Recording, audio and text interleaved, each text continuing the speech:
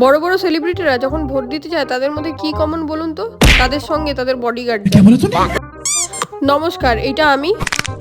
আজ 4 তারিখ নির্ধারিত হবে পশ্চিমবাংলার কপাল। আজকে আমাদের ভোট। তাই সকাল সকাল স্নান করে ভগবানের ভালো চেয়ে পুজো দিয়ে ভগবানকে বলে নিজের ভালো যদি চাও, ঠিক লোককে জেতাও, এইসব প্রার্থনা করে ভোট দিতে গেলাম। বেরোবার সময় আর চাপতে না পেরে শুদ্ধ বাংলায় ইনি জিজ্ঞেস করলেন, পাত্রপক্ষে ভোট দিবি না পাত্রীপক্ষে? বেশি সিয়ানা, আমি বলবো কেন? যাক গিয়ে যাক, ভোট দিতে কেবল বেরোবো। ওরে কি রোদ, ত্বকে সালোক সংশ্লেষ হয়ে যাবে। এইরকম থুড়ি পেছন পোড়া রোদ মাথায় করে 100 মিটারের মধ্যে থাকা ভোটার কেন্দ্রে আমি ভোট দিতে চলে গেলাম। সে 100 মিটার হোক কি 1 কিলোমিটার, সেলিব্রিটি মানুষ বাবা, পায়ে হেঁটে কেন যাব? ভোট কেন্দ্রে পৌঁছানোর সঙ্গে সঙ্গে সে কি ভিড় সেলিব্রিটিকে দেখার জন্য। বেশিক্ষণ বডিগার্ডকে ওয়েট করতে হয়নি, 5 মিনিটের মধ্যেই আমি ভোট দিয়ে বেরিয়ে চলে এলাম। আমি সেই মানুষ আজকে যে পশ্চিমবাংলার ভাগ্য নির্ধারণ করলাম।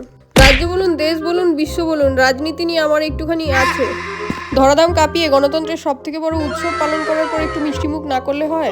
এই উৎসবের একটা বিশেষত্ব আছে। উৎসব শেষ হওয়ার পর যে দেবদেবীর পুজো হয় তাদের বিসর্জন হয় না, বিসর্জন হয় পাবলিকের। পাবলিক খুশি মনেই সেটা করে। আমি জানি আপনাদের মাথায় বেশি বুদ্ধি। আগের দিন কলকাতা হাওড়া বলে আপনারা ভাবছেন আজকে আবার ভোট দিতে কোথায় গেছে। যাই হোক, জানিয়ে দিই আমি জন্মে মেদিনীপুরি। যৌবনে হাওড়ায় যে জল জমে থাকে তাতে যে গলানো সোনা ভেসে যায়, তার পাশ দিয়ে হেঁটে যাওয়া। আর বুড়িতে কলকাতায় খেটে খাওয়া মানুষ। এই পেছন পড়া গরমে ফেরার পর ওআরএস ভোট পর্ব শেষ করলাম। ধন্যবাদ।